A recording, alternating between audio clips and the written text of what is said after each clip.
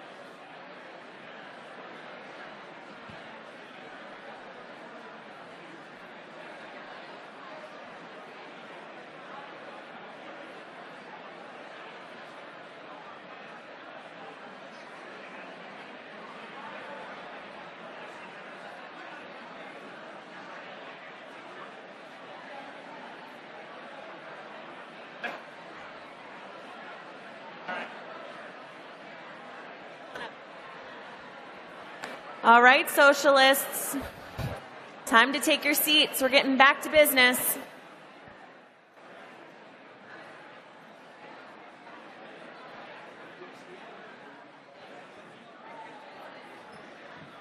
They're cutting out all the speakers.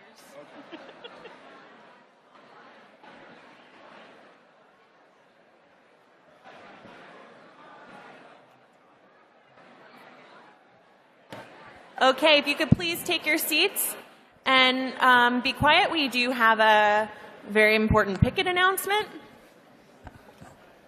So just a reminder to comrades that the picket today for the CWA workers on strike or possibly on strike, picketing AT&T's headquarters, we're going to have a van pulling up at a little before 2 p.m. on Ted Turner, 185 Ted Turner Northwest Corner. It's one of the hotel exits. If you are trying to get involved in that picket line, that's where to congregate. Thank you. Thanks, JP. I have one other announcement, which is, so just to clarify again, we're going to take speakers for and speakers against over on this side, and then we have a third mic for points of information, points of privilege, points of order. And we've made one addition. Graham, can you wave at everybody so people can see you? That's Graham from the Resolutions and Amendments Committee. He's really, really nice, guys. And if you want to make a motion or you want to do something and you're not sure how to do it procedurally, we're going to just keep Graham over there, and you can go to him and you can say, this is my intent, how do I do this? And he will help you make the motion that you need to make. So if you need help with a rules question from the floor, go to Graham. Okay, I'm going to give people another second or two to be seated before we get started. As with everything else today, we're going to be picking up where we left off in our agenda. Before we vote. Okay. Also, we just found a cell phone. If you search your pockets right now and you don't have yours, it might be at the registration table. Okay, and as soon as everyone's seated, I would like to recognize a comrade who's at the points of information, points of order mic. But I'll give you all one more minute.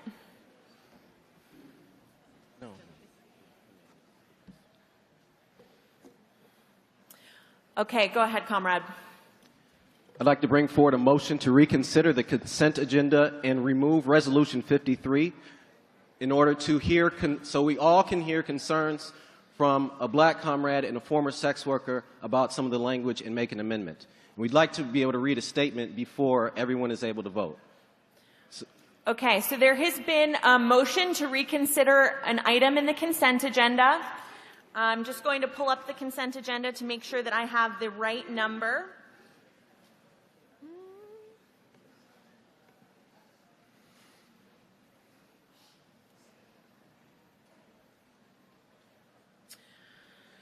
Okay, there has been a motion to reconsider Resolution 53, pro-criminalization of sex work, that was adopted in the consent agenda.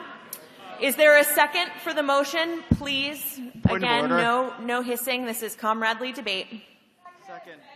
Okay, the motion has been made and properly seconded.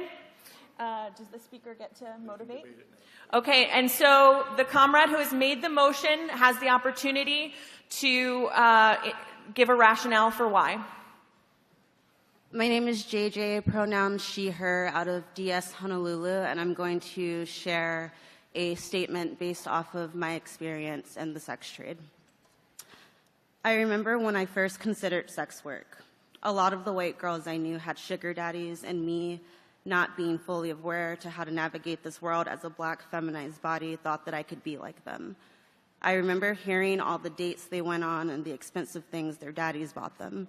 I remember deciding to give it a shot because I was pretty and young and could use the extra cash. I met with an older straight white man, the demographic of sugar daddies in Dallas, through a supposedly secure site with verified members. Super safe, right? We went on a few dates and he paid for dinners and shows. I remember feeling safe enough to go back to his place. I remember stripping and preparing to sell my body to him, then realizing that I didn't actually want to do this. I remember the moment he slapped me so hard that my face burned and my eyes filled with tears. I was extremely caught off guard. I remember him choking me and as he asked me if I wanted to play slave to his slave master. I remember agreeing because my breathing was restricted and I was terrified that he would hit me again. He did. I remember him slapping me again and forcing me to tell him that I liked it. I remember he dropped me off with an envelope of $200 in cash. That was how much the dehumanization of my black feminized body cost in 2014. I remember crying in the shower, blocking his number, and never logging back onto that website. It may have been my choice to meet him, but I didn't choose to experience racialized sexual violence and dehumanization. What the colonized need isn't a choice handed by colonizers, but the dismantling of this system of commodifying human bodies. Thank you. Thank you, comrade, for your brave words. So just to be very clear about what motion is on the floor now, there's been a motion to reconsider Resolution 53. This motion can pass with a simple majority. So if you would like to reconsider this item, if you vote in the affirmative, essentially, we will then, if the convention adopts this motion, we would then move to debate in full Resolution 53. I have a parliamentary inquiry. Sure. Did the comrade who made that motion vote yes on the consent agenda? My understanding is yes. Okay. Okay, so the motion that's before you now is whether we should reconsider Resolution 53. All those in favor, please raise your voting cards. Point of information, just again, parliamentary inquiry. What happens to the remainder of the consent agenda if this is reconsidered? So my understanding is that we would, if you vote in favor of this motion, it would only pull out and take up Resolution 53. Everything else that was adopted in the consent agenda would remain in the consent agenda, which was otherwise adopted. Okay. I'm sorry, I have another parliamentary inquiry. Okay. Is this motion debatable? Yes. Okay. So I'd like to speak against this. Okay, and so to be clear, you would be speaking against the motion to reconsider. Go ahead. Yep, that's correct. Everything was on the consent agenda because it was overwhelmingly popular. We're crunched for time. All of these motions are overwhelmingly popular, or all the resolutions are, and we shouldn't revisit them. Thanks. Okay. We've now had a speaker for and a speaker against. Is there another point of speaker? information. Hold on, please don't interrupt me. Sorry about that. Is there a point of information? I believe that we voted yesterday to suspend the rules, to adopt the consent agenda in full, and not allow things to be taken off the consent agenda. Isn't that what we voted on yesterday? Once we suspended the rules only for time certain to make that decision. Afterwards, the rules go back into effect. And my understanding is that the purpose of a consent agenda is to be something that has broad consensus. So as I understand it, it's very much in order for someone who voted to adopt the consent agenda, but then found additional information that would have influenced their choice after the fact to take up that question again. Well, in that case, I would like to speak against the motion. Okay, so we've had a speaker for and against. Is there another person to speak for the motion to reconsider? Yeah. Just to clarify, I'll let you speak from there, but just again, this is the mic for speakers in favor. So I'm going to let the comrade who's up here now speak in favor. Marina, the Austin chapter, she, her pronouns. I'm a little bit uncomfortable with the manner in which we're proceeding here because we just had a comrade come and share trauma and violence with us, and I think that,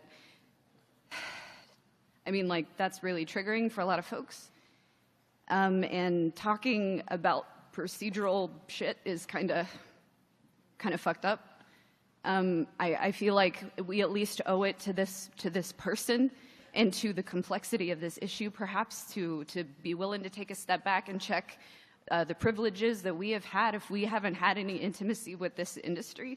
A lot of us voted without any perspective. I generally want to be in solidarity with sex workers, and so I was like, hell yeah, pro decriminalization. And so if there's another perspective, I think we should at least hear it. I wasn't recognizing that maybe there could be some more nuance to it, and I think that we at least owe our comrade that much. And that's all I have to say. Thank you. A speaker against the motion. Hi, my name is Alexandra Walling. I'm from New York City, DSA. I am a former sex worker. I entered the sex trade at the age of 18 because my minimum wage job was not enough for me to afford rent at the time and get out of my abusive living situation. I've been asked by the Red Canary Collective, a collective of migrant, mostly Asian American sex workers in Flushing, Queens, to read aloud from a statement they have put out calling on this convention to vote in favor of Resolution 53. From Thai and Cambodian garment workers who turned to the sex industry because of the exploitative conditions of garment factories, to the nail salon workers and restaurant workers in Flushing, Queens, who turned to massage parlor work because of the low-paid and bodily extractive labor of nail salons and restaurants. Most people who choose to work in the sex industry are doing so in order to escape more punitive, low-paid work that may have stricter schedules prohibitive to people with disabilities, mothers, and students, and many people who are primary caretakers for their families.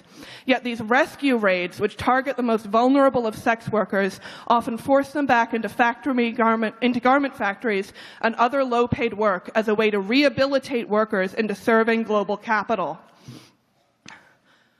No one should be forced to do this work against their will. Any kind of non-consensual sex work is not work, but slavery. We need to distinguish between the two, while also fighting against the real legacy of chattel slavery in the United States, which is mass incarceration. Sex workers are the best partners for fighting trafficking and supporting sex work decriminalization is also part of the broader movement towards prison abolition, which this body voted to endorse in 2017. Uphold Resolution 53. Thank you. Call the question. What? Hold on a second. Just want to remind people that the motion that's currently on the floor is not Resolution 53 itself, but it's the question of whether or not we should reconsider Resolution 53. So debate on your position of Resolution 53 will be in order if we take up that question. Okay, I've heard first a motion to call the question. Is there a second? Point of privilege, Okay. please. Point of privilege. I do not believe that someone identifying as a man should be the one to call the question, since this is work that primarily affects femme, female identifying, non-men folks. Thank you. Okay. All right, a woman has called the question. Thank you very much, comrade. It has been properly seconded. This is not a debatable motion. It requires 2/3 to be adopted. So again, all those in favor of calling the question and ending debate on the motion to reconsider Resolution 53, please raise your cards. Okay. All those opposed to ending debate? That passes. So we will now move to a vote on the motion to reconsider Resolution 53. Yeah, go ahead. Okay. Okay. So all those in favor of reconsidering Resolution 53, at which point, if this passes, we would then immediately move into debate of that resolution. Please raise your voting cards. All those against reconsidering Resolution 53, that fails. We will not reconsider Resolution 53. Okay, we will now move back to our agenda and take up Resolution 60, reassert our commitment to training and leadership development. Can I do a point of privilege? Yes, ma'am. Well, I totally respect the courage the comrade had when they spoke about the trauma. I would like to ask people to please use trigger warnings. Thank you. I would ask the same. Okay, do we have a speaker to motivate Resolution 60? I recognize you. Hi, my name is Erica. I use they, them pronouns. I'm from Lincoln, Nebraska, and I'm a co-author of Resolution 60, which I like to call the member-led training resolution because it's a little shorter than the long title of it. So this resolution leverages our collective knowledge, skills, and energy to develop and build members. It also provides direct material support, so money, infrastructure, for chapters to plan regional conferences. And chapters are already doing this work. So we've had a lot of member-led regional conferences. We've had Rust Belt. We've had socialist feminist convergences in Philly and Iowa. We have the Free School in Dubuque. We have Red State Conference in my state of Nebraska. So members are doing this, and they're finding it really valuable. Let me see. I have my whole list of things now to get past. This also creates an open, democratic national training team to help chapters develop training programs. And then it gathers up all of this multi-tendency, member-developed training and distributes it across DSA. So we all have access to this training. And lastly, since I know there's concerns about money, and the estimate on this is quite high, this saves us money. It empowers members to lead training. I don't know if everybody knows this, but the regional pre-convention conferences cost DSA about $250,000. On the other hand, our Red State Regional Conference had a budget of about $1,100. So please vote in favor of this for member-led multi-tendency training across DSA. Thank you. All right, we have had a speaker in favor. Is there a speaker against? Yes. My name is Christian Hernandez. I'm an NPC candidate from DSA North Texas. Why I'm speaking against this resolution is because I believe as a big tent, multi-tendency organization, we need a baseline of unity when it comes to organizer trainings and leadership development. We have trainings that have been proven effective. I myself am a product of that training. And new chapters do not always have the capacity or the resource pool of people coming in as trained organizers. I come into DSA as an immigrant rights organizer, so I was able to bring that experience and that training to my chapter specifically. So I've not only benefited from these national trainings, but I've helped develop these and think it's important we have trainings that aren't just white men. Like it may be in chapters that may be less geographically and demographically diverse. Thank you. Thank you. We've had a speaker for and a speaker against. Is there another speaker to speak for the motion? Yes. My name is Kaiser, Metro DC, he, his pronouns. So I actually want to talk a little bit about like what this looks like. So there's two main principles behind the member-led training. It's to sustain, support, and spread the best work that chapters are doing by developing members into trainers, and developing the only way that's really possible for an organization of this size by using and taking advantage of our local contexts. I want to give a picture of what this actually looks like to help folks visualize. And I want to talk about, I'm in the Northern Virginia branch of Metro DC, and the Virginia statewide conference was my first major interaction with other comrades and other chapters outside of Metro DC. And it was incredible. We got to learn what comrades are dealing with in very different circumstances. We're talking about anti-fascist resistance with comrades from Charlottesville and DC. We were talking about the effects of the legacy of housing discrimination in Richmond, and the challenge of organizing across wide geographies in Augusta County and Tidewater. We shared how we put together migrant justice direct actions in DC and Virginia, and Northern Virginia, and learned from YDSA chapters about how they're pressuring their school administrations. And actually, for the Mid-Atlantic pre-conference that we had, that was organized by DSA National, the best aspects of those were the ones that resembled most the Virginia statewide conference, where we were sharing that information with one another. There are some great skills that we have across the org, and this has been the most effective vehicle I've ever seen for actually getting those skills shared among people.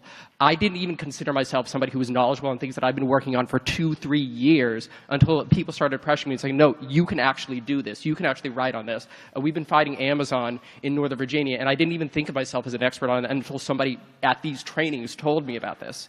These are a great way, and an organization this size, we have hundreds of chapters, hundreds of things we're dealing with. The only way we can really use that as a source of strength is if we see this as a source of advantage and develop members into trainers and adapt to the local context. Thank you very much. Thank you.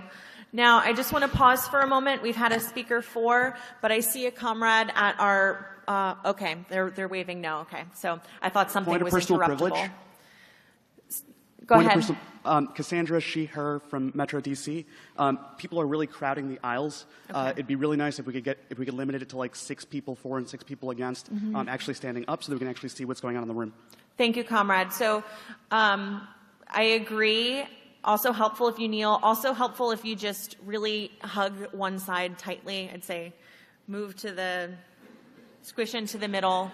That way if somebody needs to get through the aisle, they can. Thank you. Okay, so we've had a speaker for, a speaker against. Hi there, Michelle Fessler, she, her, Snohomish County DSA, and I'm a member of the Bread and Roses Caucus. SNOCO is a small but mighty chapter of 20 to 30 activated and very tired comrades. That is why I'm speaking against this resolution and am in favor of Resolution 84. I'm worried that the implications of this resolution would shift away from the training structures National has started implementing, which have been so helpful for my chapter. Instead, this resolution would put the onus on us to lead our own trainings, which frankly we do not have the bandwidth for. The regional leadership training in Tacoma was a pivotal moment for my chapter. It gave us an opportunity to learn from experienced organizers, make connections with comrades who gave us continued support long after the training, and give us the skills and confidence to launch our Medicare for All campaign. Our members have put a lot of energy behind our Medicare for All campaign, and thus far the people of Snohomish County have been incredibly receptive to our issue-based campaign. Working on a national DSA campaign means a lot to our members, and we can tell we're making a difference locally. We need to continue to support National's training structures and give other small chapters like mine the opportunity to benefit from them. A strong national infrastructure begets strong locals and strong small chapters. So please vote no on Resolution 60 and yes on Resolution 84. Thank you. Can I call the question, please? Okay, so the question has been called. Is there a second? Second. Okay. The question has been called and it has been properly seconded. It is not debatable. So now we will move to debate whether to end debate. So all those in favor of closing debate on Resolution 60, please raise your placards. All those opposed to ending debate, that motion fails. So we will continue to debate. A speaker 4. Thank you, Madam Chair. My name is Yessie. My pronouns are they, them, and I'm part of the San Diego chapter. I am very much in support of Resolution 60 because I believe it is critical to fostering the lessons of our true multi-tendency big tent organization. I've been an organizer for over 13 years, well before DSA, and one of the critical lessons I've taken from organizing is facilitating leadership rather than issuing kind of a top-down, more pedantic structure. I think that Resolution 60 is, again, critical for that. It creates accessible ways and means of chapters communicating and fostering their own growth, and it also provides tactical and functional training that chapters can utilize for their specific needs. So I urge everyone to vote yes on Resolution 60. Thank you. Okay, we've had a speaker 4. I do see someone at the points mic, which is interruptible. Go ahead, comrade. Point of privilege. I also ask that the safety considerations that were mentioned earlier by the comrade of having the aisles filled with people be respected. Crouching down does nothing to alleviate those safety considerations. So let's please respect, the issues that were raised earlier. Okay. So let's see. I'm going to count them. I think 6 is reasonable. This is a great question, but we don't want to spend all day on it because that means we can't debate other questions. So 1, 2, 3, 4, 5, 6, and after 6, please return to your seats. Thank you. We've had a speaker 4. Is there a speaker against? Hey, what's up, y'all? Curtis with Miami DSA, he, him, his. A little bit about my background. So I developed training for 4 years as organizing director with Dream Defenders. I have a role right now with our national CWA political training. And y'all, this shit's hard. Curriculum development. Please do not interrupt the speaker. Can you hear me now? Yeah. Hello. Yes. This stuff is hard, right? We need a team of folks who have the organizing experience on the ground, been through the campaigns, not only know how to lead the classroom, but how we handle it in the field, right? And I am incredibly impressed with our leadership here in DSA, the training development that has already happened. And my core issue with this resolution is there's kind of like a mistrust of staff thing in there, where it's like we're going to build a new member committee and like staff is going to be like ex officio members. Like, I don't understand why we would do that when we already have a training development program that has brought a lot of folks into the organization, that has trained up a lot of people. And just like the capacity issues I brought up, right? We need folks that can dedicate full staff time to developing this stuff, putting it into practice, going into the field to the locals to work with our folks, right? Train them up as trainers. And to have that campaign experience. So I encourage everybody to vote against this. Let's continue to build on what we already have. We don't need to jam the whole thing up. Thank you. All right, we've just had a speaker against. Is there a speaker 4? Hi, my name is Tani Tidwell. My pronouns are she, her, and I am from the New York City branch of DSA. I agree that we should have national trainers, and this resolution actually doesn't interfere with that at all. This is more of like an Ella Baker, each one teach one. I think that everyone in this room has valuable skills that they could transfer to their comrades through a simple PowerPoint presentation.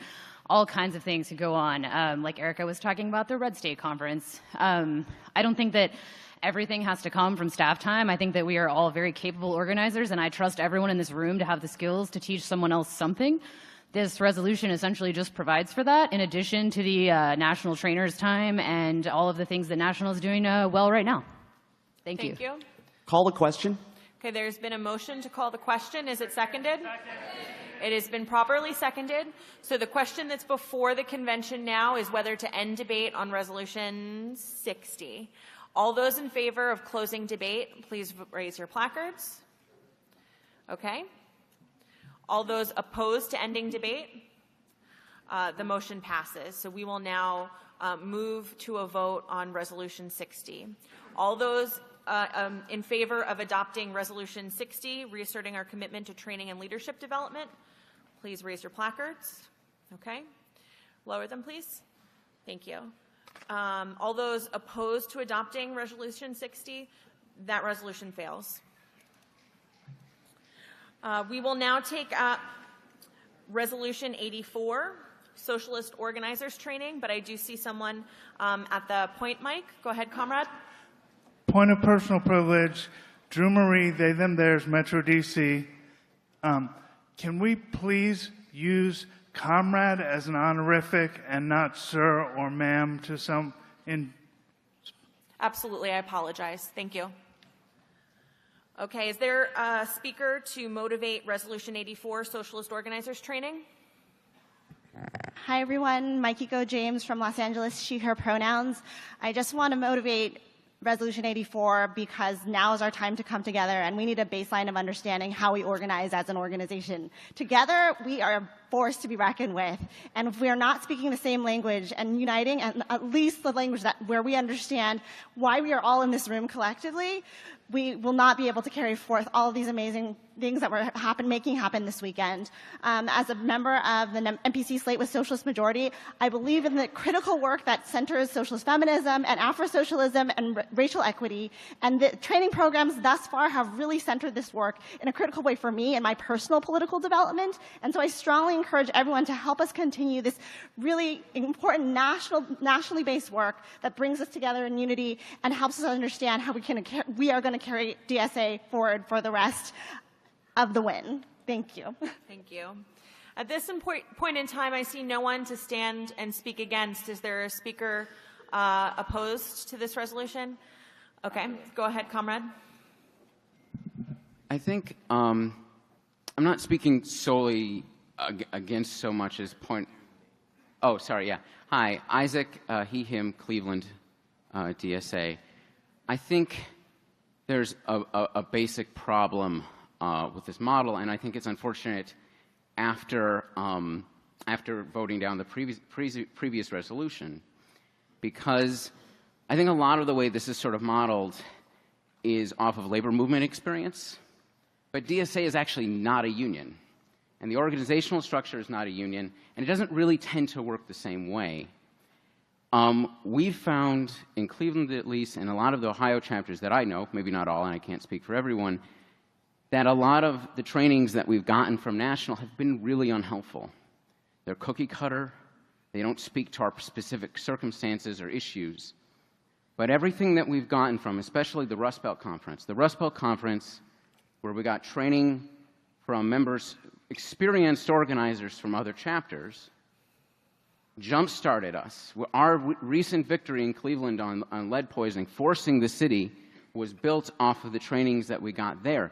And this is not anything against national staff, and I do think it's very important to have national trainers. But without that model, we would never have gotten where we did. And I think it's really unfortunate that a lot of the discussion of the previous amendment, or the previous resolution, was incredibly distortive and honestly, basically dishonest about what it was approaching. They would replace the old system, that you wouldn't have experienced organizers. It would actually be just institutionalizing that at a national level so that it could properly be organized and so that we could have that. Instead, if we have organizers just parachuted in from other parts of the country, we're just going to keep doing what we were doing. We're going to do what's effective for our chapters. And because that's the only thing we can do. Thank you. I see someone at the points mic. Hi, Lou Shermonte, DSA Santa Cruz, he, him pronouns. I just have a question. In the cost estimate, it says no additional costs, but what are the current costs of this program? I'm going to let debate continue while I try to pull that up. I believe that I can. It's just going to take me a moment or two. So otherwise, I'm going to return back to debate. A speaker 4. Sure. Bianca Cunningham, NYCDSA, Afro-Socialist Caucus, she, they, pronouns. I'm speaking as somebody who has been a part of the training and development team since the revitalization of DSA.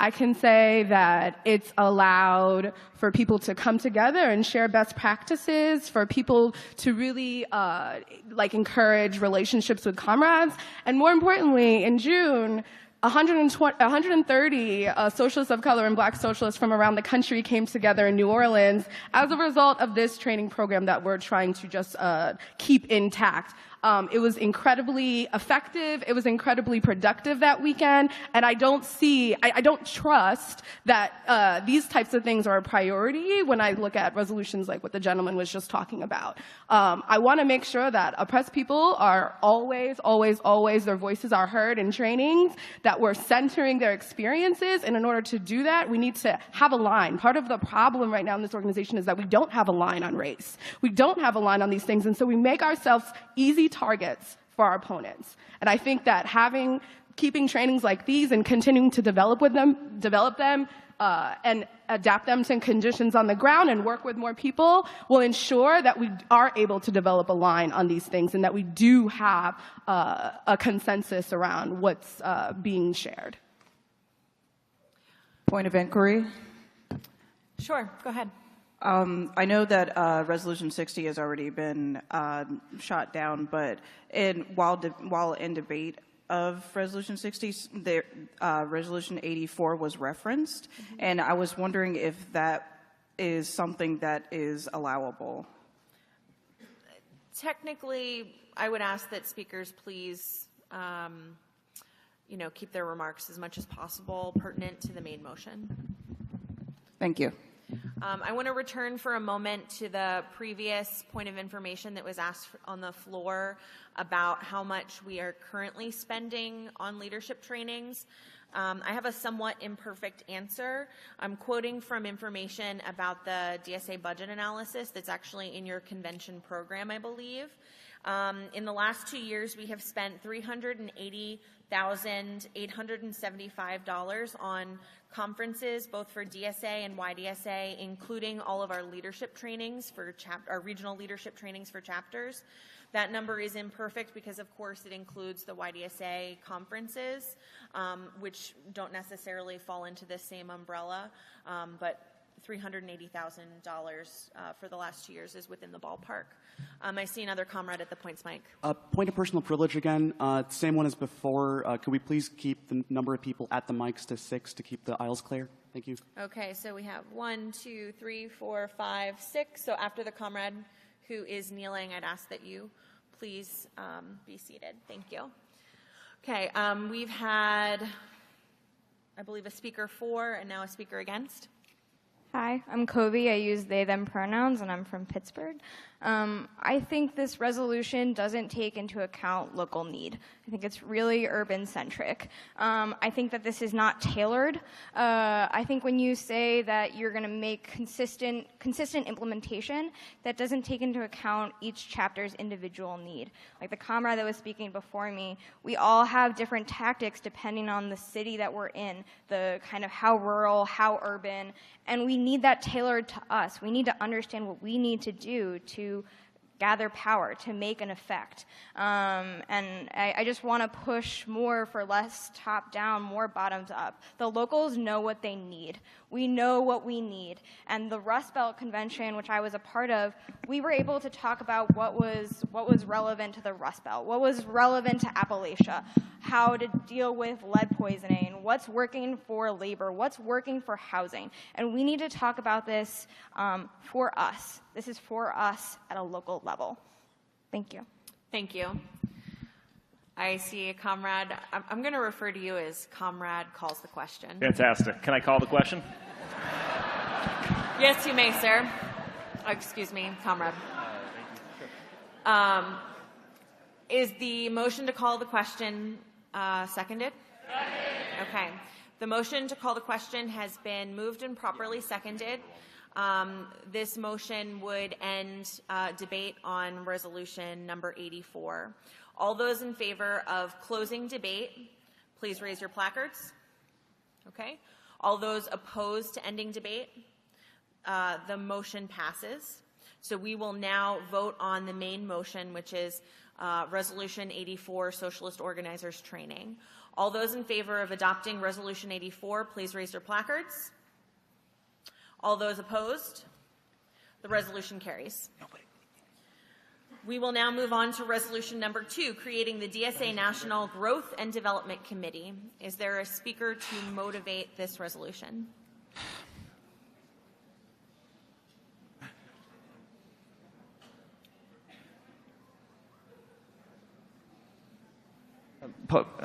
a point of, I don't know if this is parliamentary inquiry or personal privilege. A point of order. Can you tell me what were the counts when you did when you counted for ending debate? What was the count? It's a 2/3, and Nope. it's a ending debate requires a 2/3 majority. Did you see 2/3 of the? Yes, I did. Okay. Okay, can I go? Yes, you may. Hi, comrades. Nat Steele, she, her, or they, them, from Metro DC, DSA, and I'm a member of the Collective Power Network. What's up, y'all? I'm here to speak today on creating the National DSA Growth and Development Committee, aka DSA 100K. What's up? I want to talk a little bit about my experience as an organizer of color, as an organizer who stands at the intersection of multiple marginalized identities in this organization. We hear a lot about how DSA is too white, too male, too upper middle class, too college educated. In short, how we do not represent the diversity of the real and existing working class. I think these things are very true. I notice it all the time. However, what I hear less of, and what I would like to hear more of, is solutions, right? We can't just talk about the problems. We have to do something about them. So what this resolution does, and I will talk about it very briefly, it creates a committee called the National Growth and Development Committee. That committee has as its goal to bring DSA to 100,000 members by 2021, recruiting prioritized for marginalized identities, and doing leadership development, active and proactive leadership development from comrades of those marginalized identities. We can't just organize in solidarity with a working class that we are not a part of. We are all working class in this room, but we need to reflect the entire working class. CPN believes that a mass organization of the entire working class is what DSA needs to build. To do that, we have to create this resolution. The committee alone is not going to fix the problem, but it's the first step to tackling all of the little organizing challenges that we're going to have along this way. So I really urge everyone to vote for this resolution, to create this committee, to start us on that process of becoming an organization that is representative of the actual diversity of the actual working class. Thank you. A speaker against? Hey, y'all. Kate, she, her, Austin, DSA. DSA 100K. I'm totally in support of that. I love it.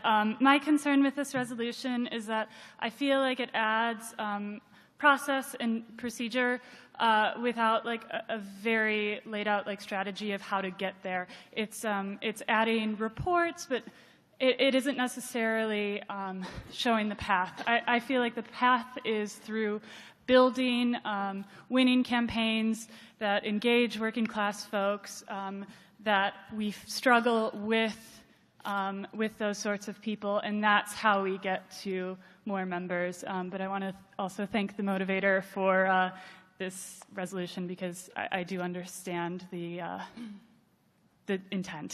Thank you. Thank you. A speaker in favor of the motion? Hi, my name is Michael, she, her pronouns, co-chair of New Orleans DSA.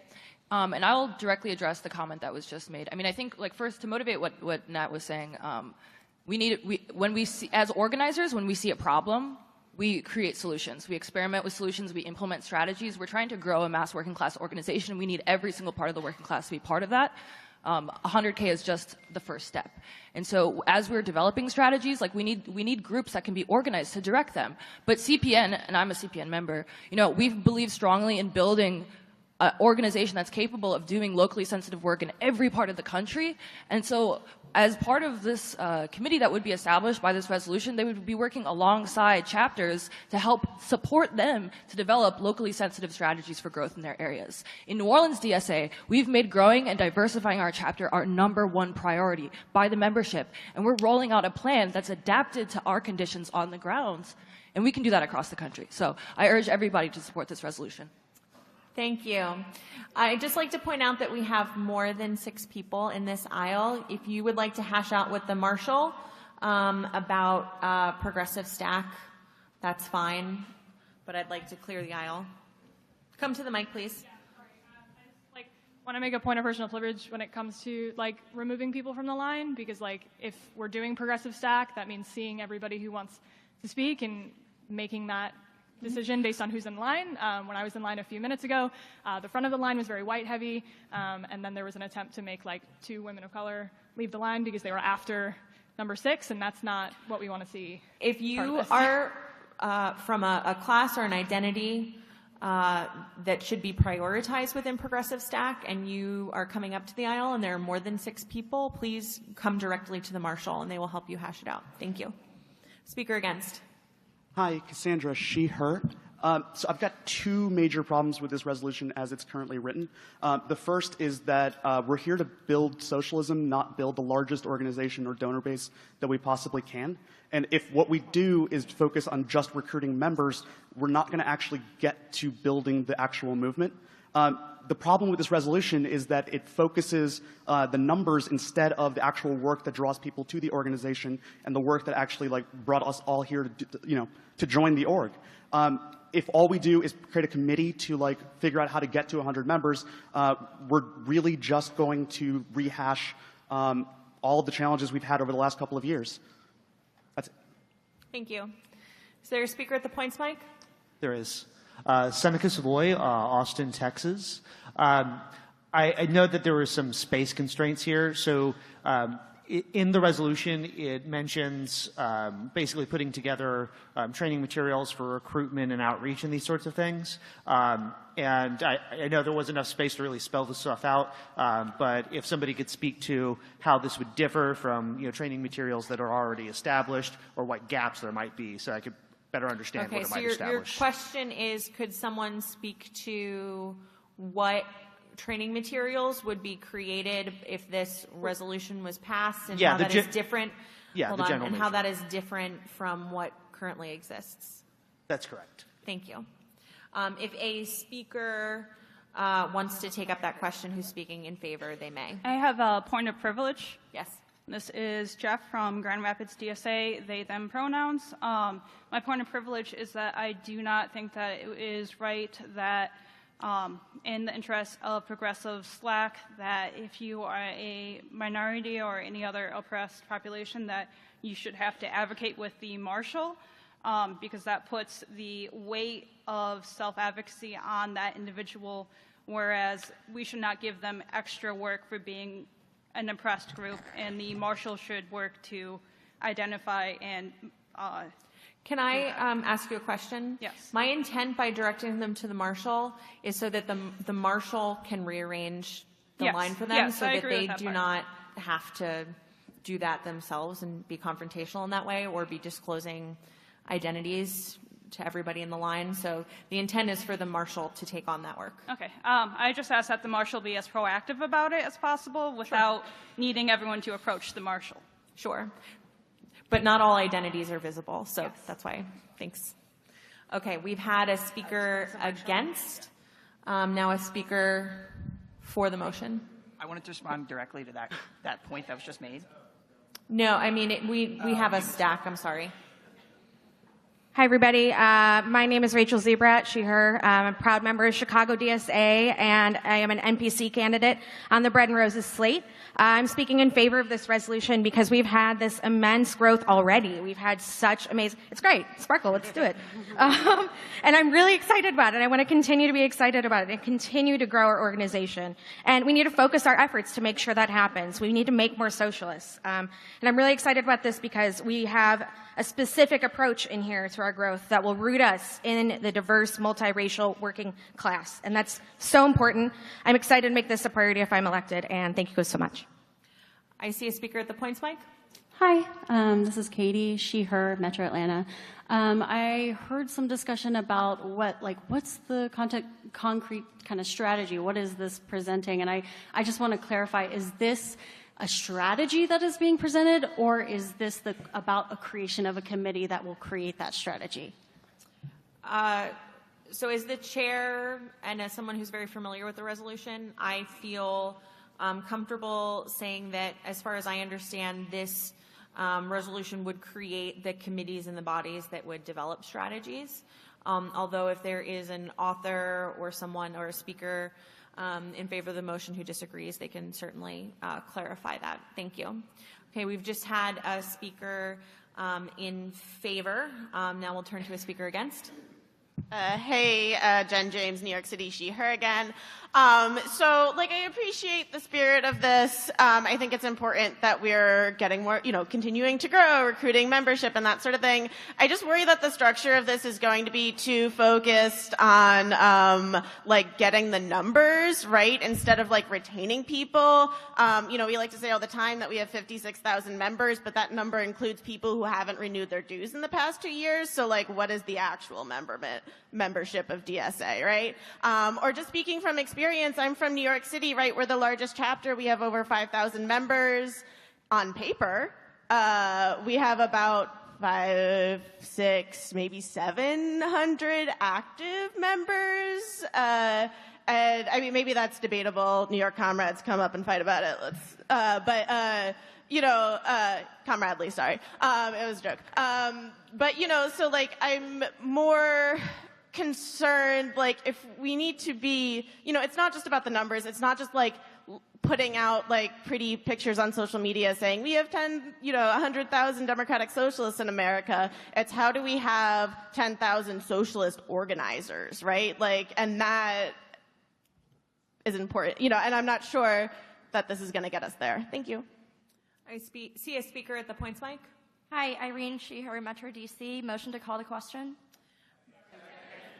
There's been a motion to call the question, and it has been properly seconded. It is not debatable, so we will now vote on whether or not to close debate for resolution number 2. All those in favor of closing debate, please raise your placards. All those opposed? That motion carries, so we will now move to an immediate vote on Resolution 2.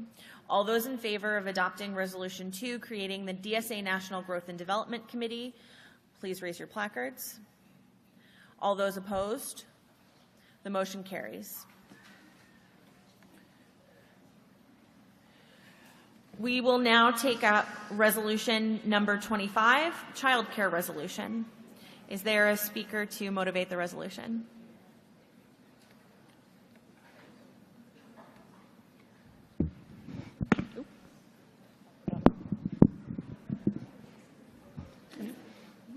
I'm Laura Culinary, she, her, Chicago DSA, and I'm on the steering committee of our nationwide Socialist Feminist Working Group. Over the past year or so, I've been speaking and organizing closely with socialist feminists across the country. One of the major issues that has come up again and again is that it is a challenge for parents to become and stay actively involved in DSA. This resolution addresses this issue in multiple ways. First, it calls to provide those very resources for chapters to be able to assess and communicate their needs to national and receive support for things like determining and fulfilling state requirements and volunteer certification, addressing liability issues, and developing training and program materials. Second, this resolution addresses another way to get parents involved and to actively relieve their burden under capitalism, fighting for universal child care, preschool, and paid parental leave. Daycare costs average more than in-state tuition in 33 states. Daycare and preschool programs are largely privatized or, if public, means tested. Child care workers are usually underpaid and deeply exploited. Public, quality, universal child care and preschool and paid parental leave for new parents is a slam dunk socialist issue. Engages in this fight will show parents that DSA is committed to them, encourage their involvement in fighting for an issue that materially affects their lives, and provide the opportunity for us to work closely with elected officials and unions in supporting the creation of well-paid public sector union jobs in a sector that has been rapidly expanding.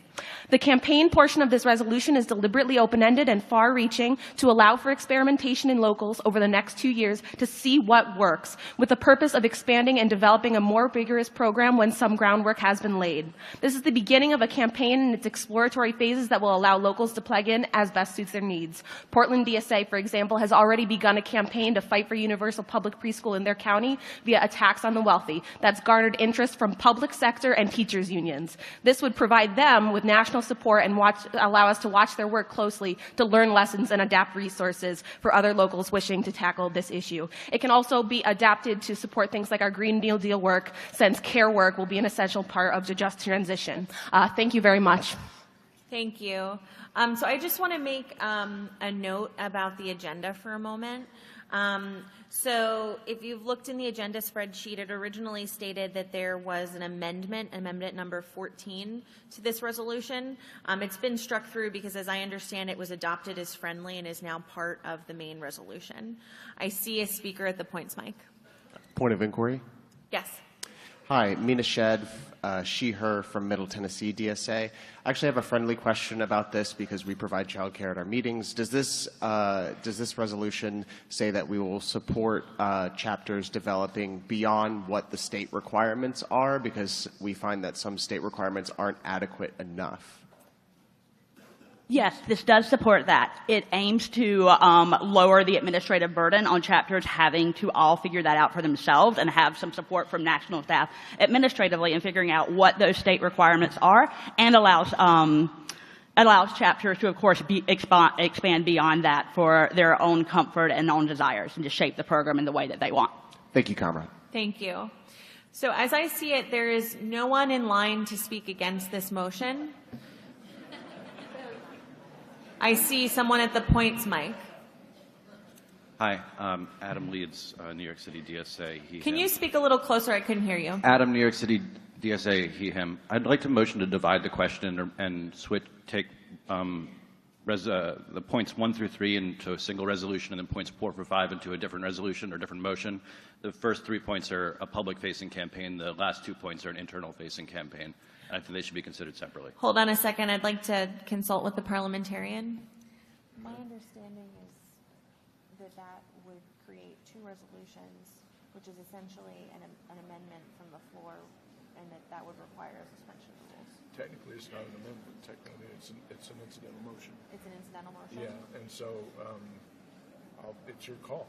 You're in charge, but if you go with it, then it's not debatable. It requires a second. It's not debatable. Okay. Comrade, could you restate very slowly for me what division you're proposing? Points 1 through 3 should be their own motion. They're a public-facing campaign. Points 4 through 5 should be their own motion. They're an internal DSA program. Okay. So points 1 through 3 taken as one motion, largely defined as the campaign section. Points 3 through 5 would be about internal DSA structures. 4 through 5, yes. 4 through 5? Okay. Thank you. Okay. So there has been a motion from the floor to divide the question. If this motion passed, we would move forward and debate this resolution as 2 separate motions. First, we would debate points 1 through 3, that is the resolved parts 1 through 3 as one motion, and that would either pass or fail, and then we would take up points 4 through 5 afterwards. This motion is not debatable, so I'm going to put the question before you. I will restate it one more time just so we're clear on what we're voting for. The motion on the floor is to divide this resolution into 2 parts, and we would take up... Point of order. Was there a second on the motion? I'm sorry, I have a point of order as well. Is this suspending the rules in order to amend this? As I understand, a motion to divide is not the same as the floor amendment, and the parliamentarian agrees with me. Okay, thanks. Thank you. Okay. So the motion has been made and properly seconded. It is not debatable. So all those in favor of dividing resolution number 25, please raise your placards. All those opposed to the division? That motion fails. So we will now return to debate on the main motion. We've had a speaker for. Is there a speaker against?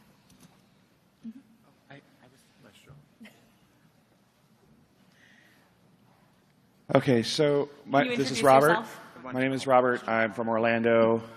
He, him. I'm going to first start by saying I definitely recognize the awkwardness of being a male speaking on this topic, and a male that does not have children. So take that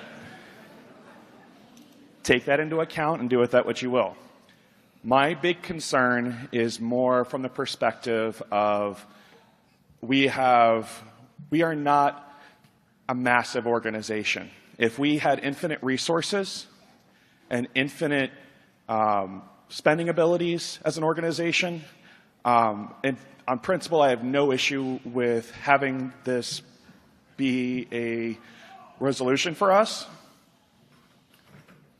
I'm very much in support of it ideologically, but I would just caution us, there's a lot of resolutions, not just this one, where we are focusing on a variety of issues. And to me, I feel like the most important thing we need to be focusing right now on is getting Medicare for all. I really do. And again, you can take with that what you will, but we need to be careful about how many fights we are going to pick as a national organization. Local organizations want to fight for these various different causes. I am so in favor of that, but we have to be careful how we are spending our resources. Please keep that in mind as you're making your votes on these single issues. Thank you. Thank you. I see a speaker at the points mic. I want to do a point of privilege, speaking as a parent. Can we please let the woman actively holding a baby move a little closer to the front of the line? Yes. Thank you. Yeah. Comrade parent, would you like to come up to the mic?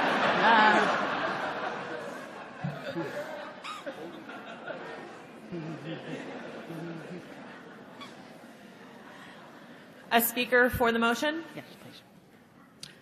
Bria, Boston, she, her. My comrade from Chicago earlier has addressed how supporting the struggles of care workers is a critical expression of our values as socialists. I, as a mom, want to speak to why we must prioritize Child Watch within our chapters to support parents and help raise the next generation of democratic socialists. When I first discussed the idea of expanding Child Watch as a priority in my chapter, a comrade scoffed at me, told me to look around, and asked me how many people in the room looked like they had kids. That's the point. To get the parents in the room, you have to make space for them and their kids. Over the past year in Boston, we've been working to build up our Child Watch program and hold more all-ages socials to truly build a more intergenerational chapter. But implementing this has been a challenge, and that's because each chapter that develops a Child Watch program reinvents the wheel. Having logistic support from national and sharing Child Watch materials and trainings as developed by chapters already implementing Sprouts programs, like in Pittsburgh and New York City, will help to get new Child Watch programs off the ground. My 9-year-old loves going to Child Watch at a DSA meeting more than anything else we do on the weekends. My 3-year-old has taken to walking around the apartment exclaiming, "I want to go Child Watch," and is less than understanding when we explain we don't have a meeting that day.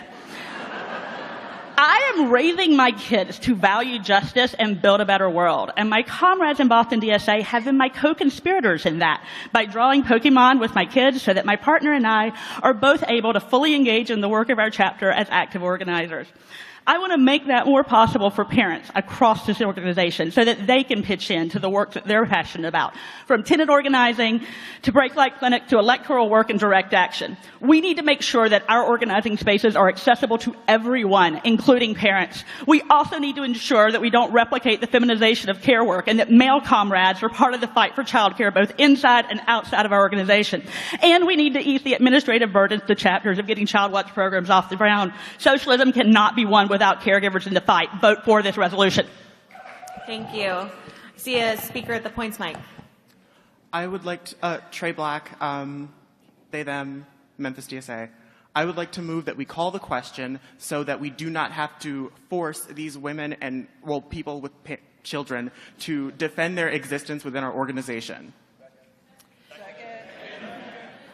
Can I just make, I'm just going to make an aside as the chair, and if people strongly disagree with me, you can make a motion to oppose the chair's ruling. But we have had another woman waiting for a while now to speak against. I think in the spirit of democracy, it's very appropriate to have even fors and againsts. So I'd like to recognize her and then close debate, if that's okay with the convention. Thank you. Comrade.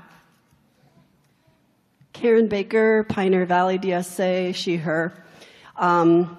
I wholeheartedly agree with, I think, everything that the comrade who just spoke said, which is why I voted to divide, because I think that figuring out ways to support childcare in our chapters is something that should be a priority, but I don't agree that we should prioritize all of the campaigns that look good. So even while I support points 1, 2, and 3, I'm concerned that, again, we're just, we as socialists support paid family leave, et cetera, so we should support it. I think we need to prioritize, and I know that's what the comrade over here said a little while ago. I echo that. We need to figure out what some small number of campaigns are that we as an organization support, and not vote for everything. We don't have the budget to support everything. Personally, I think, the Green New Deal, labor, electoral work, education, something like that those are my personal priorities. And even though it's difficult for me to say I'm not going to vote for this one, I don't think we have the budget to throw staff and so on behind everything that looks good. So that's my perspective. Seeing no additional speakers against, I feel that it's in order to move to debate. Does anyone oppose that? We have a speaker here who is a child care worker and perhaps could address some of those concerns. Okay, go ahead. Hi, my name is Tandra Louie. I'm from Austin DSA, she, her. I'm just going to start off and say it feels like people are scared to do the work. So I'm just going to start off with that. There is no socialism without universal child care, full stop. Child care is expensive. Child care workers are underpaid. I know because I've been working in child care for 12 years, and it's not because of the pay. Working class folks without strong support systems have to budget to make sure their children are in a safe space while they're at work or while they're attempting to organize. And it's extremely expensive. The tuition in my preschool is $1,200 a month, and I get paid $14 an hour with no health benefits, no vacation time. DSA has to support and push for universal child care.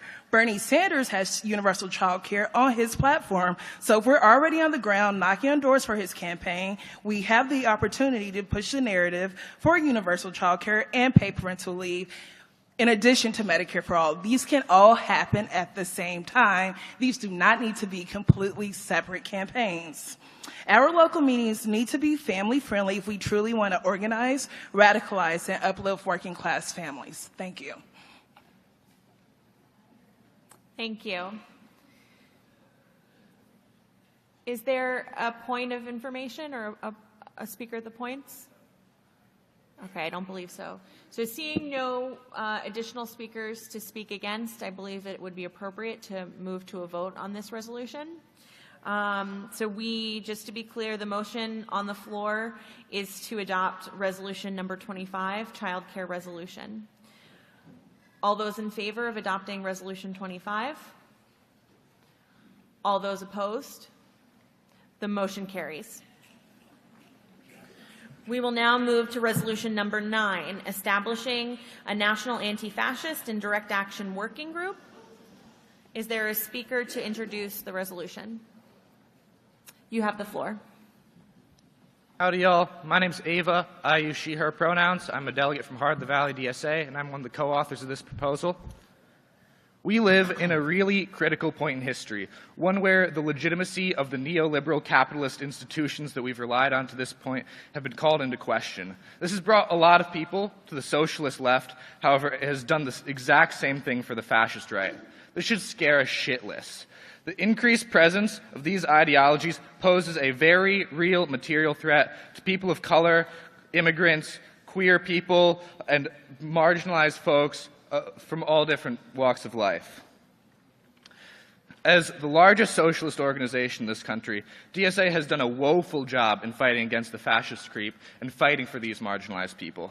This is especially disappointing considering the degree of fascist violence that has been directed at DSA members. Chapters have had their meetings disrupted, their members doxxed and physically assaulted. My own chapter has had numerous fascists come to our events, make death threats to us online. It is something that is terrifying, and we should be fighting against it. Especially coming as a rural organizer from somewhere that there is not anti-fascist infrastructure. It is so so important that we do this work. It is so important that we have the tools to fight against fascism and its intrusion into our daily lives. Thank you so much.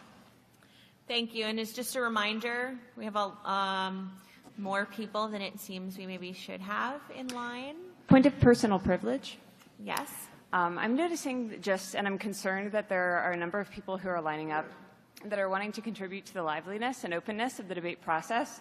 And so I think that it would be important for us to come collectively to a better solution than having people sit down. One thing that comes to mind is having people stand along the front, seeing as there are fire exits there, it wouldn't actually get in the way of people exiting, and it would allow everyone to So the participate. problem with that is that it then might block the screen for the people who are being live streamed. So I've been encouraged to not do that. I will say that we will, during the recess, strategize about a way to solve all of these problems. But for now, I just ask that we try and keep the lines not too long, and you please hug the insides, because I do see some folks who are having trouble getting through. Thank you all. So we've had a speaker to introduce the motion. Is there a speaker against? Hi, everyone. My name's Emma Cattern, she, her. I'm from New York City, DSA. I'm transgender. I grew up in a small town in Virginia called Poquoson. It's about like 10,000 people. There's an active KKK chapter in the hometown when I was growing up. They did marches regularly. And I'm a survivor of fascist violence, so I take this very seriously. With that in mind, I think that there's a number of security concerns that come into creating a formal working group in regards to anti-fascist violence, and it could lead to the targeting of people like me, people of color in the organization. And I just want to make sure that in the important anti-fascist work that we do, that we strategize and do it in a way that isn't going to escalate violence against our comrades. Thank you. Thank you. Is there a speaker 4? Hello. Source, she, her, DSA North Bay. Far-right violence is undeniable, and I apologize if I get a bit emotional. We just saw this week in California at the Gilroy Garlic Festival. Marginalized people experience the brunt of violence that seeks to undo their very existence. Anti-fascist tactics have been proven to disrupt and stop fascism. It is our responsibility as a socialist organization to fight to keep systemically oppressed people safe.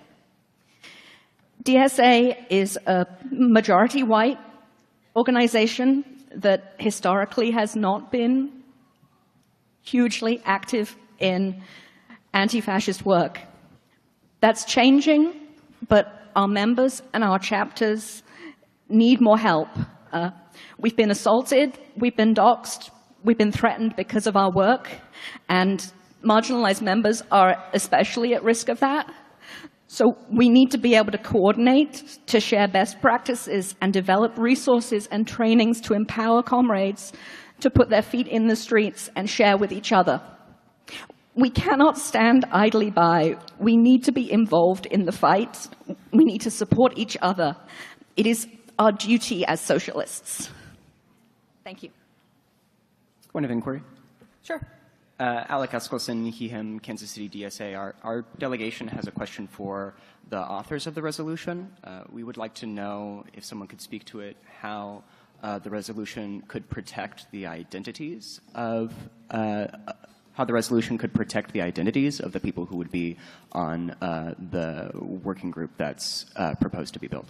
So I refer that question to the author who motivated, if they'd like to take it up. So we are obviously, we have not made this working group. We are still in the process of working on it. But we can do a lot of things to ensure the security of the people involved in this working group. We can do things like using encrypted communications, not sharing lists of members, just really basic security practices that DSA frankly has not been very good at in the past, but we should be better at, and we should just be better at across the board. Okay, we've had a speaker against, we've had a speaker for, thank you, and now a speaker against. Thank you very much. My name is Tim Zhu from Honolulu DSA, Democratic Socialists of Honolulu. He, him pronouns. I urge delegates to vote no on resolution number 9. When I first read this resolution, I immediately felt unsafe and I had chills. I've had experience coordinating organizing within affinity networks against Proud Boys and fascist hangers-on in Hawaii that were targeting people of color. But all this was done outside of DSA and with people that I deeply trusted. Anti-fascism is good, but needs to be strategic. Creating this working group with public members at the national level is unwise because it makes all of us targets, particularly people of color. This resolution undermines our efforts for serious security culture. So I urge you to please vote no and support our current commitments that we've already voted on to developing real security culture. Thank you. Thank you. Speaker at the points mic. Hi, my name is Alex, he, him, Los Angeles. I want to offer a amendment as the... Hold on a second. Suspend the rules, yeah. Okay. So you'd like to suspend the rules to amend? Yes. Okay. As the grandchild of Holocaust survivors, and my grandfather was a socialist organizer in the 30s, while I respect the fact that this proposal introduces marginalized communities, I feel like due to the nature of anti-Jewish attacks over the last couple of years, targeting especially leftist Jews. Sir, my apologies, comrade.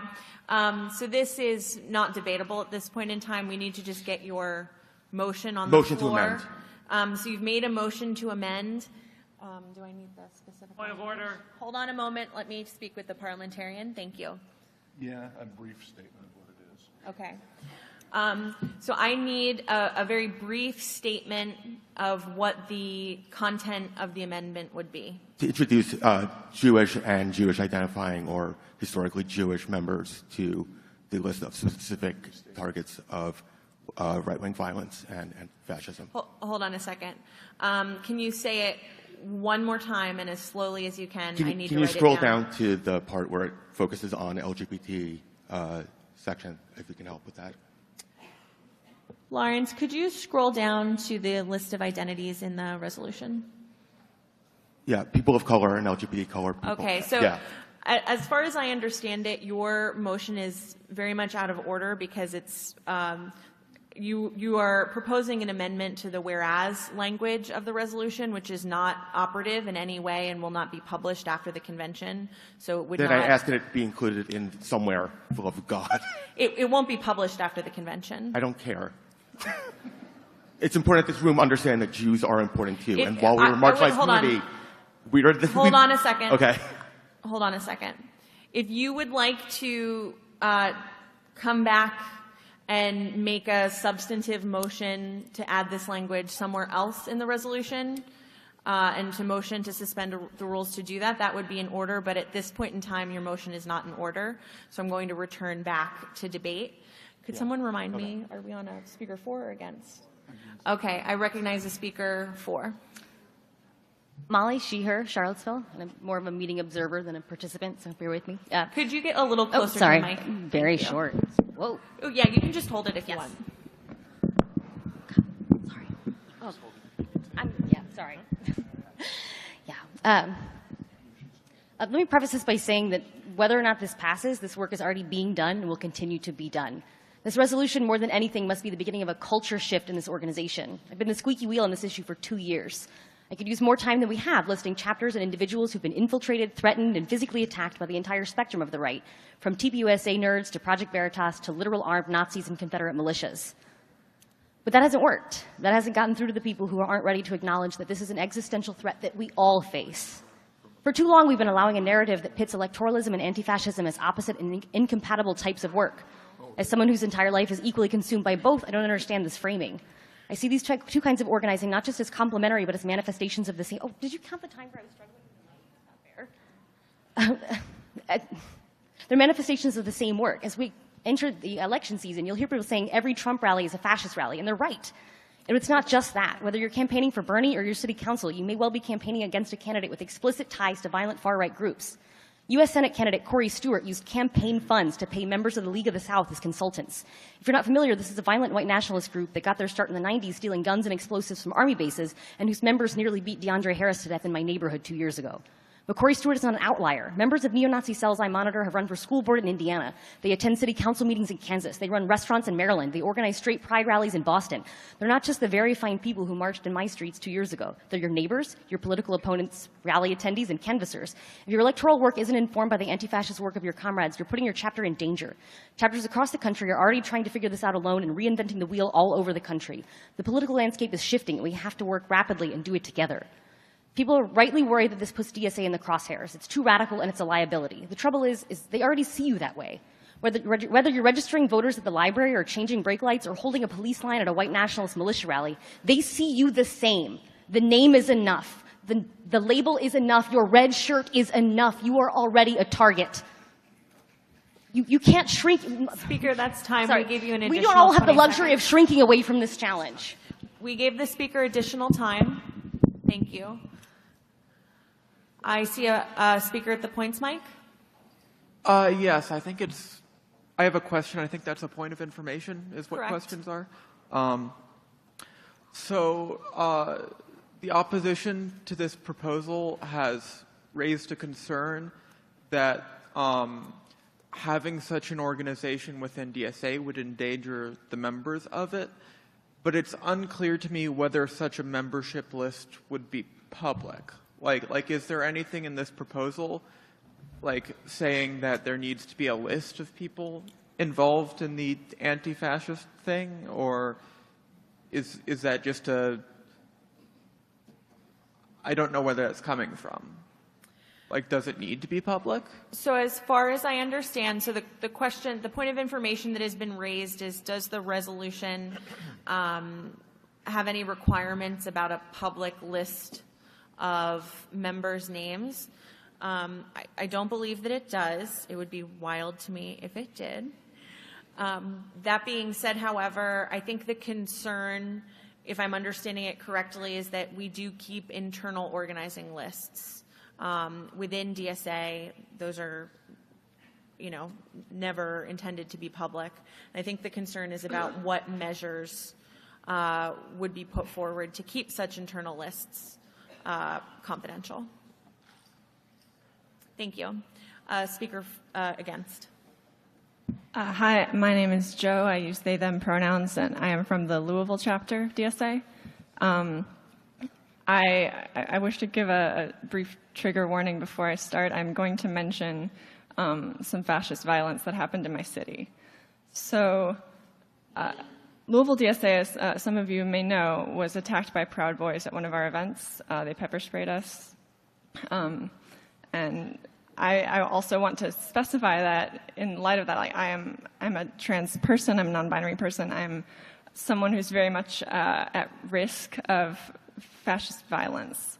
I am a staunch anti-fascist, and I am not here to speak against anti-fascism, but what I'm here to speak against is this specific resolution, because I believe it endangers DSA as a whole. I believe that making a national anti-fascist working group within DSA, putting the words anti-fascist in it, at a time when the President of the United States is trying to label anti-fascists as terrorists, would put a gigantic target on all of us in the organization, not just those of us, not just those in the working group.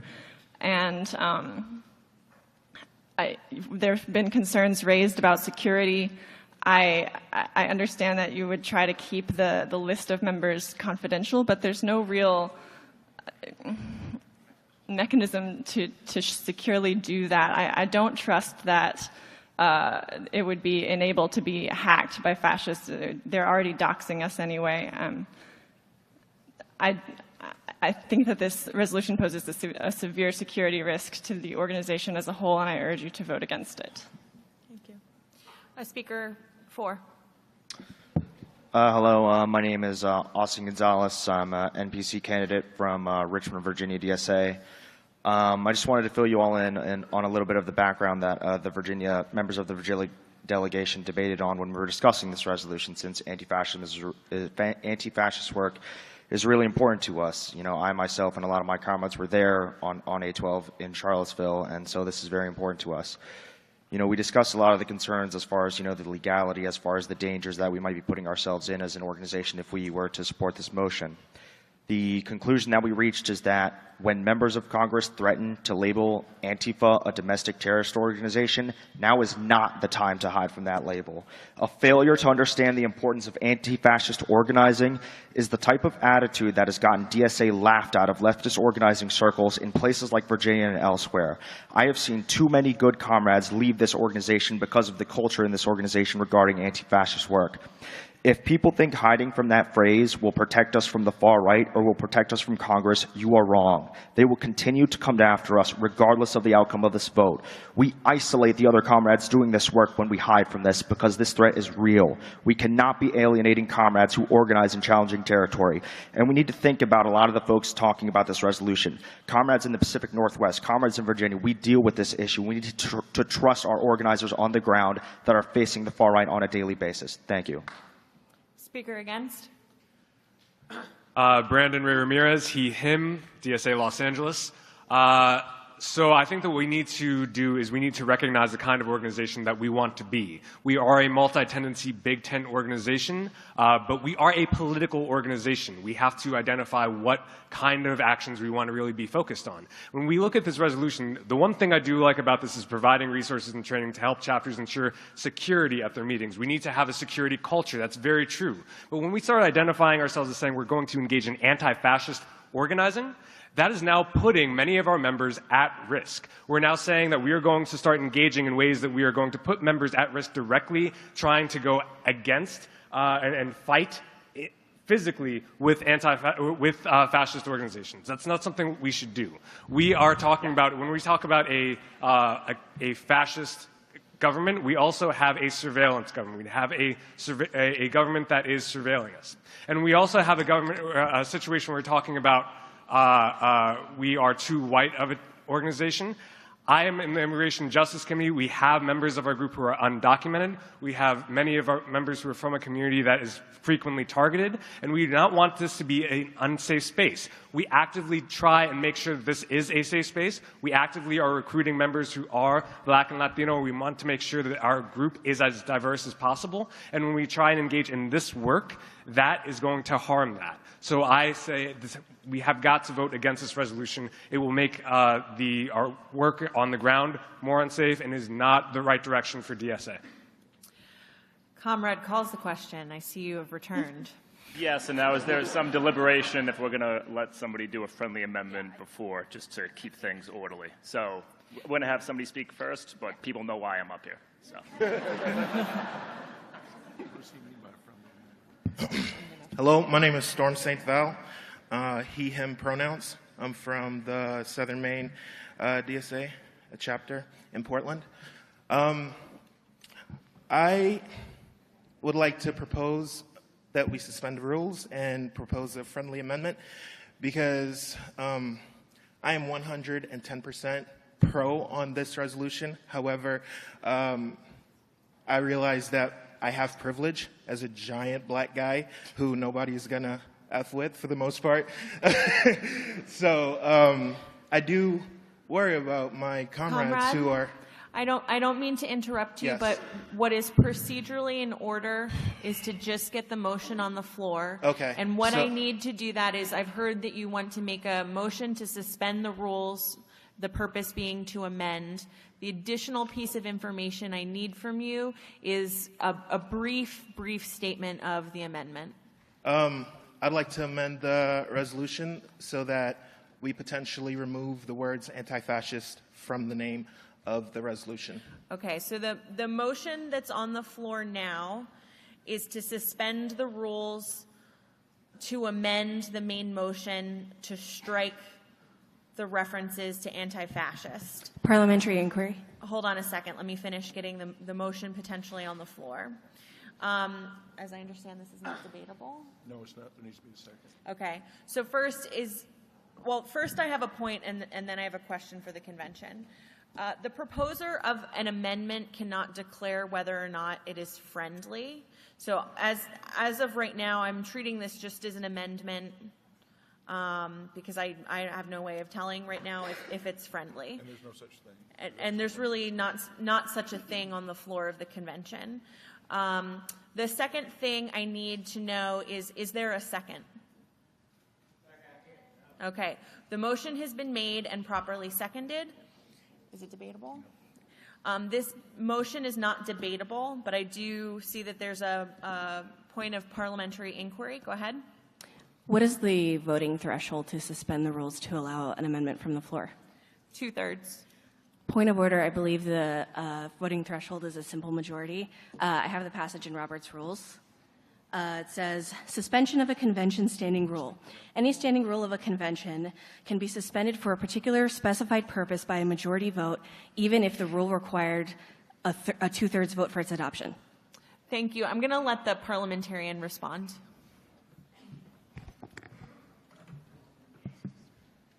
In normal circumstances, that's the case. What I've advised the leadership here on this particular case is that it should require a 2/3 vote to suspend the rules in this convention to bring amendments to the floor. Otherwise, the rule that you put into place has no meaning. If all you require is a majority vote to put in an amendment that requires a majority vote, then your rule has no meaning. It doesn't have any impact. And the whole reason for that rule, and it's up to you, you interpret your bylaws and your rules on the floor. You have the final say. But I advise the leadership to require a 2/3 vote just because of that. If you only require a majority vote for this, that's not a rule. It was my advice. Is that the ruling of the chair? That is the ruling of the chair. I appeal the ruling of the chair. Okay, so there has, so to be clear, the ruling of the chair is that for this convention, a motion to suspend the rules should require a 2/3 vote. The rationale for that is if it only requires a simple majority to suspend our rules, what is the point of having rules? There's been a motion made to oppose the ruling of the chair. If the convention upholds this, challenge to the chair's ruling, the voting threshold to suspend the rules will be reduced to a simple majority. Convention, are you ready for the question or do you need me to restate it? Okay, I will restate the question one more time. I apologize. I know that it's a little complicated. The chair's ruling for this convention is that it should require a 2/3 majority to suspend our convention rules regarding amendments from the floor. My rationale for that ruling is that if we can overturn the mutually adopt convention rules with a simple majority, then what's the point of having convention rules? I think it should be a little harder than a simple majority to suspend rules that, by and large, the entire convention. Just to clarify, Madam Chair. Yeah. My advice has to do only with number 9. Yeah, and to be clear, this has to do with only number 9. Particularly because it's very hard for the convention to handle amendments that they are seeing on the fly. There has been a challenge to my ruling as the chair from the floor, and the challenge is that we should use a simple majority to overturn rule number 9 in the convention rules for amendments from the floor. If the challenge succeeds, then going forward, it will only require a simple majority for members of the convention to make floor amendments. Parliamentary inquiry. Yes. Okay. Evan Kolosna, he, him, Asheville, North Carolina. Chair, am I correct in my interpretation that changing that mutually agreed upon amendment yesterday would require a motion to rescind? He's saying that it would be a motion to rescind to change the convention rules, not a motion to challenge the chair's ruling. No. This is a challenge of the chair. This is a. Shh. No, this is a challenge of the chair. We're sort of in a, let me just state, we're sort of in a gray area. And so this is an area where largely my ruling and the parliamentarians' ruling is filling in. And it is very much appropriate in that case for someone to make a challenge from the floor. And so I'm going to restate the motion before you one more time, because I know it's tricky. Thank you for being patient. My ruling is that it should require a 2/3 voting threshold to suspend the rules for the purpose of making floor amendments. Again, my rationale as chair is that if it requires a simple majority to break our rules, what's the point of having rules? The challenge is that we should fall back to a simple majority to suspend the rules for the purpose of amending. Now, the original maker of the motion has stepped away. Does the challenge stand? Can I ask a question about this overrule? I'm just curious whether this challenge will apply for this particular motion or for all future amendments in the future. As I understand, it would be for all future amendments. Now, I'd like to ask a question. Is there a second to the challenge? Okay. The challenge has been made and properly seconded. It's not debatable. I have now restated the challenge about 3 times. Does the convention understand the question before it? Okay. The question is, shall the chair's ruling be sustained? The question is, shall the chair's ruling be sustained? All those in favor of upholding the chair's ruling, raise your credentials. Wow. I'm surprised that you guys have so much faith in me. That makes me really happy. You guys are so nice. All those opposed, just so we can be above board. Okay. All right. Moving Call the question. on. We had hold on, I just want to get reoriented to where we were. So there was a motion to amend, and then there was a challenge about the threshold to the motion to amend. So as far as I see it, we're back to the motion to amend, but that speaker is gone. Is there still a motion to amend? Calling this question. Okay, that comrade is still being recognized, and I'd like you to come back up. And that requires a second, because he's suspending the rules. It was, I believe, properly seconded, but I'll verify. I'm sorry, guys. I know this gets tricky. Okay, so can you restate your motion for me? Because I've gotten a little lost. My motion is to strike the language referring to anti-fascist from Okay, the thank resolution. you. Okay, I remember where we are now. So there has been, comrade proposer of amendments, just stay up near the mic. I might have more questions for you. So there has been a motion to suspend the rules for the purpose of amending, and the amendment would be to strike the word anti-fascist from this resolution. Does this motion have a second? Okay, hearing none, we are done with that motion. There was a second? Okay. Okay, so this motion is not debatable. So we are going to move to a vote on this motion. And point of inquiry. Can you let me finish, and then you can have your point of inquiry. So this is not debatable, so we will move to a vote. And to be clear, because you upheld my ruling as the chair, it would require a 2/3 vote to suspend the rules, and then we would vote on whether or not to adopt the amendment. So right now the question is just whether or not we want to suspend the rules to entertain the idea of a floor amendment. Point of inquiry. What would replace Tom, Milwaukee DSA, he or they pronouns, what would replace the word anti-fascist in those sections?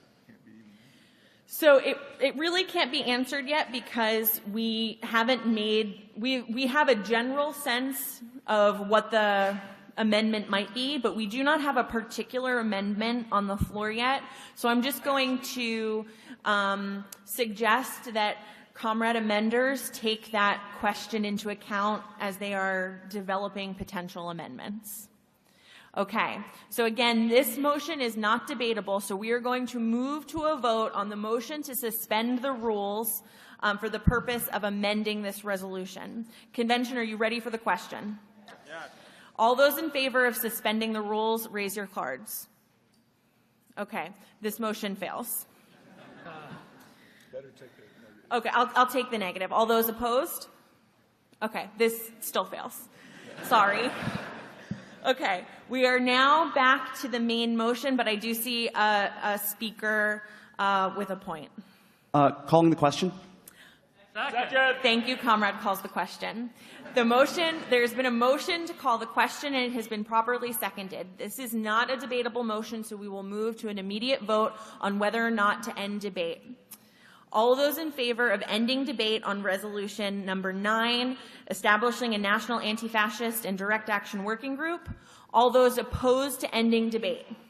Okay, debate is now ended, so we will return to the main motion. All those in favor of adopting resolution number 9, establishing a national anti-fascist and direct action working group. All those opposed.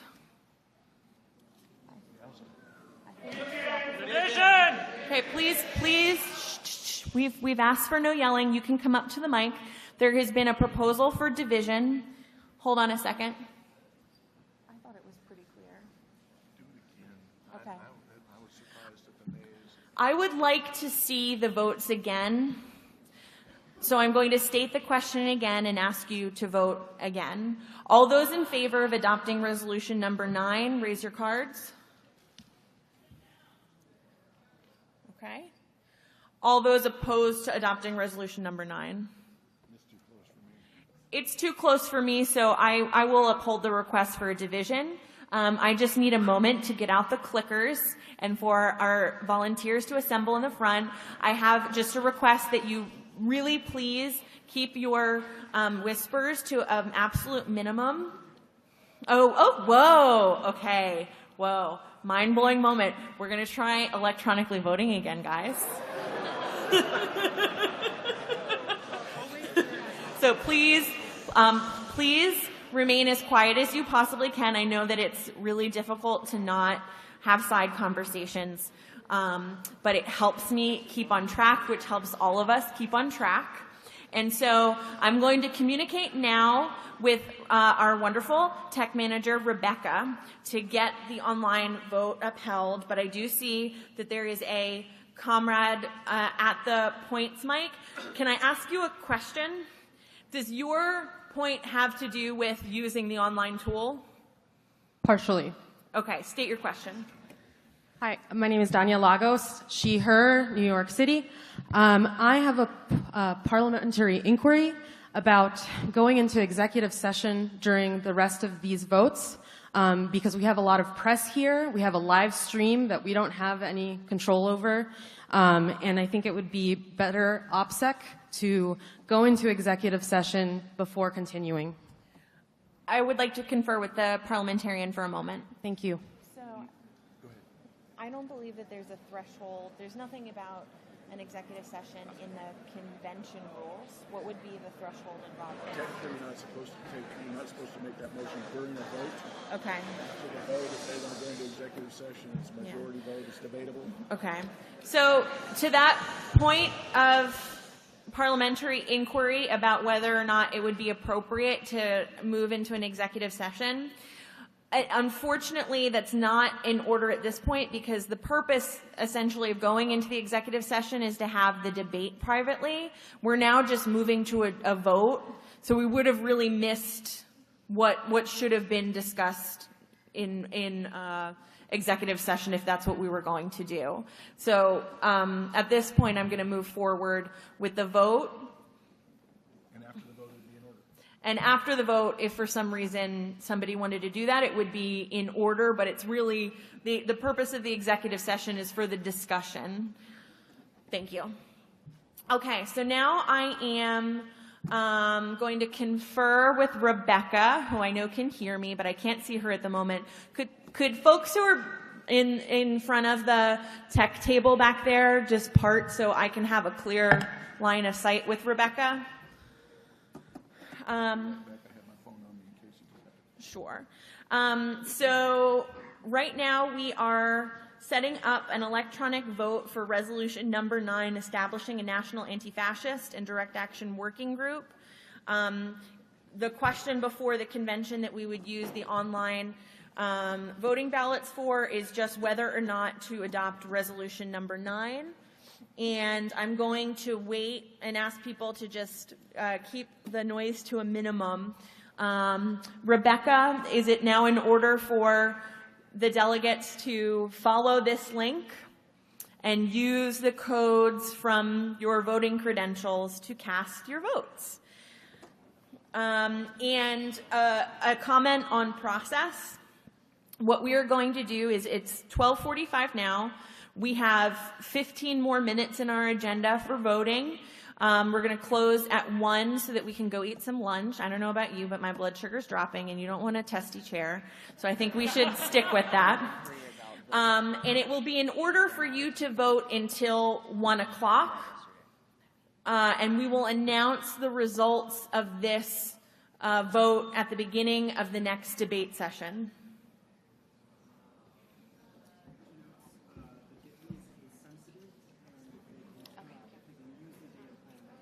Okay, 2 questions, and then I'll take your point. If you can use your data plan, it makes it less likely that our website will view this vote as an attack. And secondly, the bit.ly is case sensitive. And then there are multiple people trying to get on stack for points. So I saw a comrade here, and then I'll go back to the other mic. I have a point of parliamentary inquiry. Sure. Would it be right to not have further debate on a different resolution until we know the results of the prior? Because that affects how we debate and how we vote. So, so the point of parliamentary inquiry is whether or not we can continue debate when there's essentially a question still open because the votes haven't been finished casting. The parliamentarian had to step out for a moment, but this is a question that we discussed at length in advance of the convention. And my understanding is that for all intents and purposes, these online votes are ballot votes, and there are provisions in our Constitution and bylaws that allow for members of the convention to request those at any point in time should we need them. And a ballot isn't time sensitive in the way that a typical resolution is. So my ruling as the chair is that it is in order for the delegation to have until 1 o'clock and for us to proceed with debate while people are still casting their electronic votes. Hold on a second. I would like to talk to Lawrence. Yeah.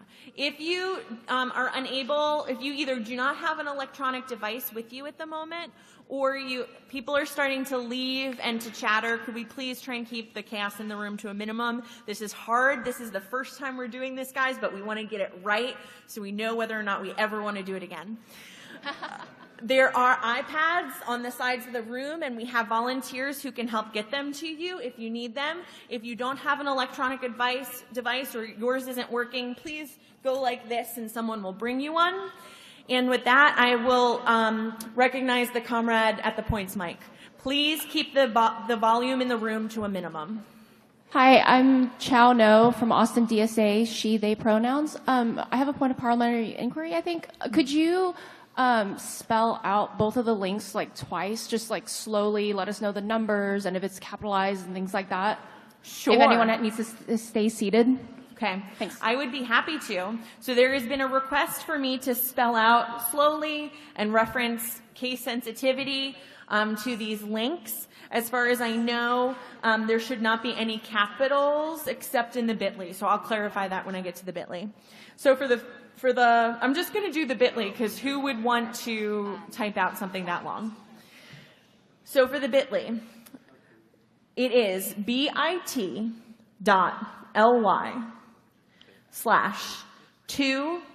capital L capital X undercase Y capital C the number 6 lowercase h, and I will restate that.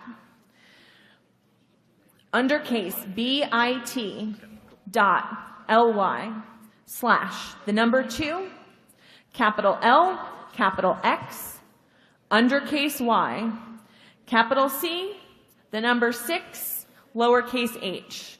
There's another point of inquiry. Yes, I have a question. Alexander Hernandez, he, him, Metro Atlanta DSA. Is there any sort of measures, if this passes and it's found to be illegal, is there a body or someone who can make sure that we don't implement something illegal? Yes, that body is the National Political Committee of DSA. Thank you. Okay, so as far as I understand it, we're going to move along, but you still have until 1 o'clock to cast your online votes. We'll leave this up on the screen maybe just a little longer. But otherwise, it would be appropriate to try and move forward and debate our last resolution in this block. Maybe we could even take care of it before lunch. That would be really cool. And that is resolution number 83, support the locals and make DSA accessible to all. Is there a speaker to motivate this resolution? Please keep the noise down. It's starting to get louder, and it drives me wild. Hi, my name is Matt Rubin. My pronouns are he, him. I'm from Pittsburgh, DSA. I authored this resolution along with my comrades because we are a powerful national organization with resources that we can marshal to make our organization accessible to all. If we are going to be a mass working class organization, we must be an organization that is welcoming and accessible to people with disabilities, to comrades who don't speak English, to people who have kids. Doing things like this, being an accessible organization to people who are require some accommodation to exist in our spaces, to organize in our spaces, requires some effort and work and resources from us. And that is harder and more expensive when we have to do it at the local level with local resources rather than using our economies of scale as a national organization. It is harder to do that when you are a local with limited resources and you are asked to choose between having meeting spaces, having leaflets, and whether you're going to have a Zoom call so people can video call in, whether you're going to have basic resources that folks with disabilities can participate in the organization. We do not have a choice to ignore this fact. If we deprioritize accessibility, we are telling our comrades with disabilities that they do not get to exist in our organization. But this organization is not just able to do this for accessibility, we can also do this for tech tools. So this resolution says we're going to spend 5% of our budget at the direction of an accessibility task force, but it also says we're going to spend 5% or 3% of our budget at the direction of the National Tech Committee. Based on a report, if you've seen this going around, this resolution says the national organization should do this every year. We should know what we're voting for, and we should know what we're making decisions about, what locals have, and that we should provide tech tools to locals to support their work, because if you're doing electoral work, abolition work, housing work, whatever, it's easier if you actually have tools to do it. And this isn't in addition to work that we're already doing. We have VAN, Spoke, Action Network. That's already more than 3% of the budget. It's just we should actually ask folks what they need before spending it. But I urge you, do not call the question, please, before you get a chance to hear from comrades with disabilities in this organization who we are hurting every time we are having an inaccessible meeting. If you think that comrades are speaking out at this meeting because that this meeting is bad, it's actually that they are organizing at this meeting and they're not talking at other meetings. So I urge you to be very discretionary before calling the question on folks who want to speak out. Okay. Thank you. Before we move forward, I just have one note, process-wise. I had hoped maybe we could have the URL up on one and then put the resolution up on the other, but that's not possible, they tell me. So I'm just going to put out a last call for the URL. Does anybody else still need it? Okay. Yeah, I'm going to give you about another minute to use it, and then I really like to put the resolution on screen so it's very clear what we're debating. It's very difficult to move forward in debate without that clarity.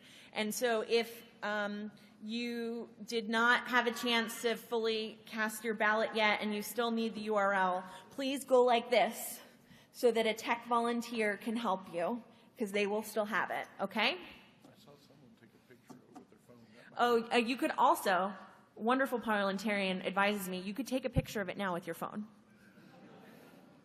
I saw somebody do it. Okay. So now we're going to move forward, and there's a person at the point mic. Hi, my name's Rob, he, him, North Jersey. I'm not sure what kind of point this is, but I do want to reiterate. I want to use every second possible, but I have no idea what we're voting on without it being on the screen. And while we're trying to maximize every individual second of this thing, we should not be talking at all unless we know what we're talking about, which I certainly do not. Thank you. It's going up. Thank you. Yeah, all right, go a ahead. speaker against. Hi, I'm Blanca Esteves. I'm from Northwest Arkansas, and I'm also running to be on your MPC. Hi, comrades. I'm profoundly in support of the spirit of this resolution. As a person with an invisible disability, I strongly advocate that accessibility is key to our struggle as socialists. However, I am opposed because this resolution creates an undemocratic and unaccountable committee that commits just under $500,000 of our organizational resources. This resolution was made up of over 2,500 words and is very prescriptive. We need to survey our chapters and help them, but it should not come at the expense of comrades with disabilities who are unable to participate in a self-selected national group. Thank you. Is there a point? I make a motion to postpone until after lunch. So there's been a motion to postpone this question till after lunch.